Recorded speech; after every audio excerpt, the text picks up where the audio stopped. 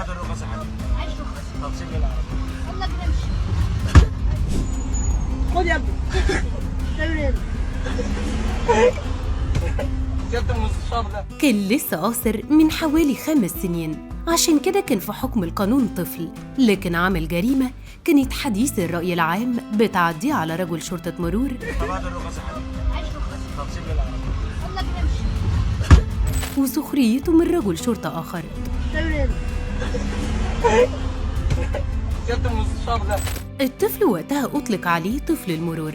والده المستشار طلع في بيان رسمي على صفحته اعتذر للشعب المصري ولرجال الشرطة بسبب اللي عمله ابنه، لكن الطفل اللي أصبح شاب دلوقتي رجع تاني بواقعة أكتر بلطجة بتعديه على طلاب آخرين وكمان عصا بيسبول، واللي دخلت المجني عليه العناية المركزة في حالة خطيرة.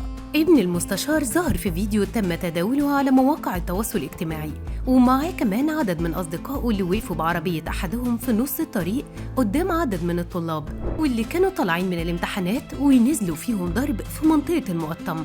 الطفل ده اسمه يوسف خد ضربة على دماغه بعصاية ابن المستشار والطب ساكت وما اتحركش وفقد وعيه تماما. لكن احنا في دولة قانون، وعلى الفور تحركت الأجهزة الأمنية بمديرية أمن القاهرة وألقت القبض على ابن المستشار و3 آخرين شاركوه برضه نفس الجريمة. البلاغ اللي اتقدم لاسم شرطة المقطم قال إن المتهم استخدم سلاح أبيض قطر في واقعة أخرى منفصلة واعتدى على تلميذين بالصف السادس الابتدائي بمعهد الكريمات الأزهري، وده أثناء عودتهم من آخر امتحانات في معهد البرومبول المجاور.